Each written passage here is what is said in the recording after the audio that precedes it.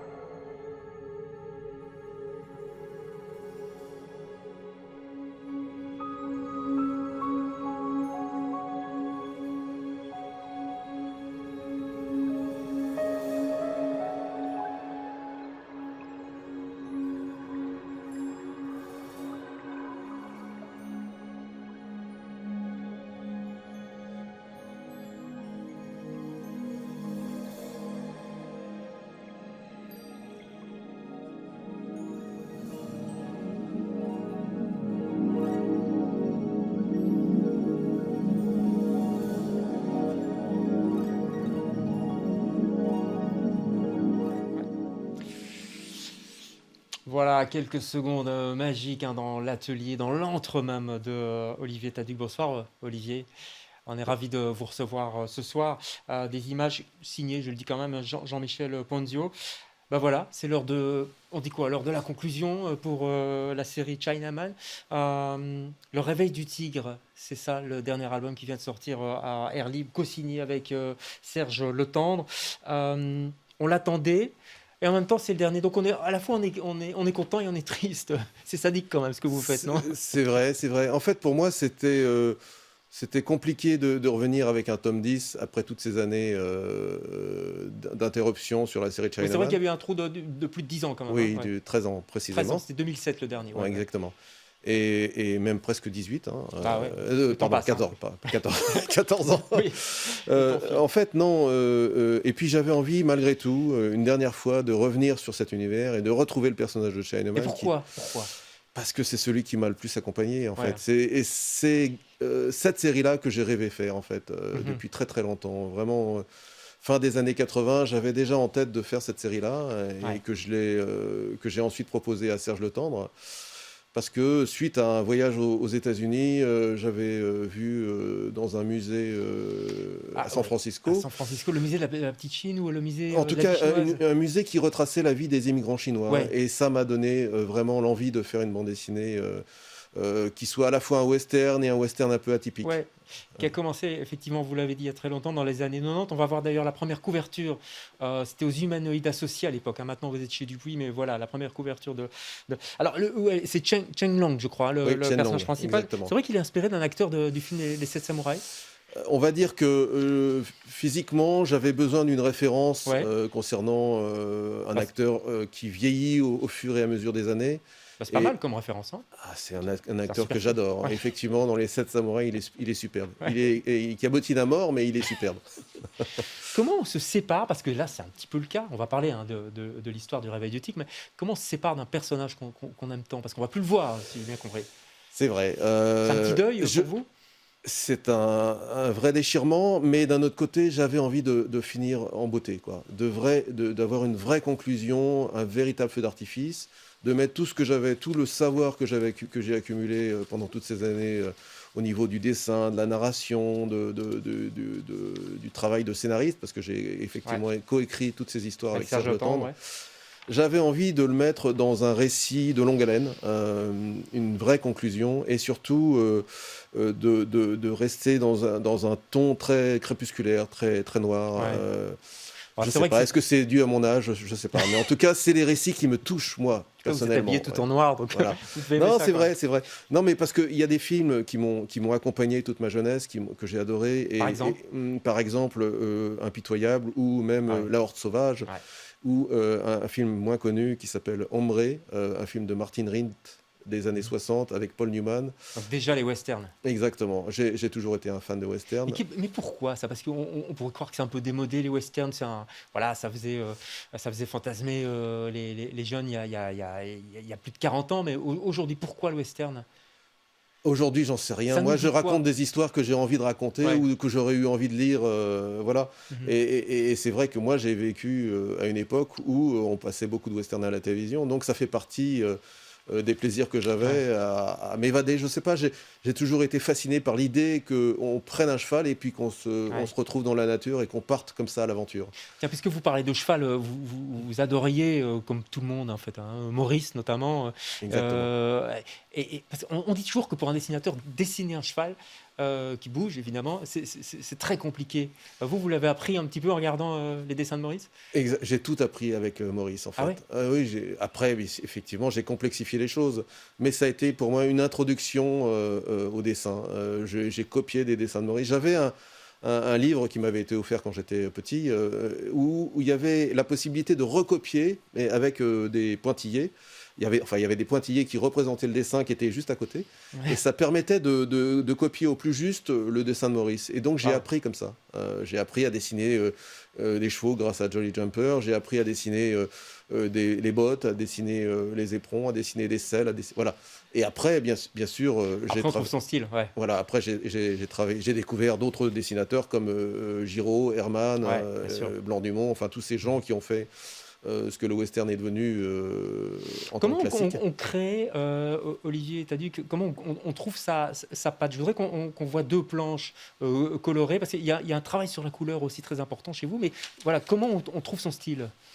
C'est l'aboutissement de plus de 30 ans de carrière. Ouais. J'ai toujours aimé, même si j'ai dessiné une série plus humoristique avec Nicolas Barral qui s'appelait Mon pépé est un fantôme, j'ai toujours adoré le dessin réaliste. Et que le réalisme fait partie des découvertes que j'ai eues en lisant un magazine qui s'appelait Pif Ah dans oui. les années 70. Et Ah oui, si ça pouvait encore exister. j'ai fait partie de cette, voilà, de cette Ouais. génération qui a grandi avec le gadget, le Pif, et qui a découvert Docteur Justice, Rahan, Ah Robin ouais, des je m'en Bois souviens. et tous ces héros qui accompagnaient les enfants de mon âge, Ouais. quoi. Et donc j'ai fantasmé là-dessus. Euh, Ah, et et, comment? et ensuite, ça m'a donné le goût du dessin réaliste. Et voilà, je suis le fruit de tous ces dessinateurs-là, Ouais. même si effectivement j'ai adoré Giraud et Herman, mais je suis aussi le fruit de dessinateurs américains, voilà, Ouais. de gens comme Joe Kubert, comme Ouais. voilà, enfin toute cette Ah, génération écoutez, je de. crois qu'on est un petit peu de la même génération, sauf que moi je dessine pas et vous dessinez très bien. On va regarder des images d'ancrage. Les gens ne savent pas trop ce que c'est. Mm. Je vais vous demander de les décrire, de décrire ce que vous faites. On va tout de suite voir l'image. Et dites-moi, qu'est-ce qui se passe là pour l'instant? Alors là, je pars d'un crayonné numérique, c'est-à-dire que je travaille à la tablette numérique pour faire mes mises en place du dessin, tout Ouais. simplement, hein. Le crayonné, avant, on le faisait sur le papier. Maintenant, on peut le faire sur une tablette numérique. Mais par contre, je garde le goût du dessin sur le papier et donc j'utilise des outils tout à fait traditionnels. Là, c'est une plume qui me sert à ancrer le personnage. Et donc là, on est sur du papier, On est sur Olivier. du papier, tout à fait. Ouais. C'est tout à fait le papier que j'utilisais auparavant, Mhm. que j'ai conservé et que j'arrive à mettre dans mon imprimante pour me permettre d'imprimer le crayonné. Et ensuite, je réinterprète le dessin que je vois sous forme de crayonné et je le nourris et je le noircis même, je le modèle, on va dire. Je le modélise. Je lui donne de la chair, en fait. Je donne de la chair à un dessin qui est fait au trait. Au Donc compteur. de la chair, c'est mettre des traits un petit peu plus gros, c'est ça? C'est le C'est de remplir? mettre du volume en fait. Ouais. J'essaye de créer un peu du volume avec des hachures, avec Mhm. voilà, tout un tas des aplats noirs, voilà, des choses comme ça qui nourrissent le dessin. Mhm. Parce que c'est vrai que là, on le voit assez pauvre, finalement, on voit un trait de contour, mais Ouais. très vite, je vais rajouter du noir et Ouais. rajouter de l'épaisseur, de la densité. Surtout que je voulais que ce soit un récit assez sombre. Ouais. Donc il fallait, pour moi, rajouter de la densité grâce au noir. Ouais. On n'en a pas trop parlé de ce récit. En deux mots, bah, ça commence, il y a la fille d'un riche banquier qui est assassiné. Il y a alors c'est sur fond d'embrouille entre des fermiers et une entreprise de pétrole. On est en Californie, Tout à évidemment. fait. Et puis il y a un fils qui va arriver, il va découvrir, C'est ça, c'est on peut ça. le dire déjà quand même, hein, je On crois. peut le dire, oui, parce que très vite, on On le sent. l'aperçoit, Ouais. on l'aperçoit très vite. Alors d'où Euh, vient cette idée? Pourquoi cette idée En scénaristique? fait, ceux qui ont suivi le parcours de ce Chinaman? personnage, voilà, Ouais. de Chinaman, savent qu'il a fréquenté à une époque une femme avec qui il a passé quelques années de sa vie. Et sans le savoir, il est devenu père parce que cette femme l'a quitté, parce qu'il était environné d'un univers de violence et elle n'a Ah ouais, pas c'était les supporté. triades, c'était Voilà, l'ambiance, quoi. et puis forcément, c'était une période un peu compliquée pour les Chinois et il a subi le racisme de plein fouet parce que les communautés avaient du mal à s'entendre entre elles. Maintenant, on est un peu plus civilisé, on va dire, à l'ère moderne. Mais à l'époque, c'était des gens qui n'avaient pas l'information qu'on a maintenant. Il n'y avait pas Internet, il n'y avait pas. Et c'est à peine si on lisait les journaux. Et donc, on ne connaissait pas l'Asie. Et forcément, c'était très différent de son propre Ouais. Et quotidien donc forcément le d'Irlandais. racisme s'exprimait d'autant plus. Voilà, Beaucoup voilà, de Chinois ont fait le chemin de fer d'ailleurs à l'époque de la ruée vers l'or, c'est ça? C'est ça que vous exactement. expliquez? En fait, ce qui se passe, c'est qu'ils sont venus dans un premier temps pour la ruée vers l'or, Ouais. parce qu'on leur expliquait en Chine que les États-Unis, c'était un endroit où on n'avait qu'à se baisser pour retrouver de Ouais. l'or. C'est ce qu'on disait à tout le monde à l'époque, ouais. D'ailleurs, le premier tome de la série s'appelle La Montagne d'Or, parce que pour eux, c'était la Montagne d'Or. C'était un endroit Ouais. où il n'y avait que de l'or. Donc, la Montagne d'Or, c'était les États-Unis pour eux. Ouais.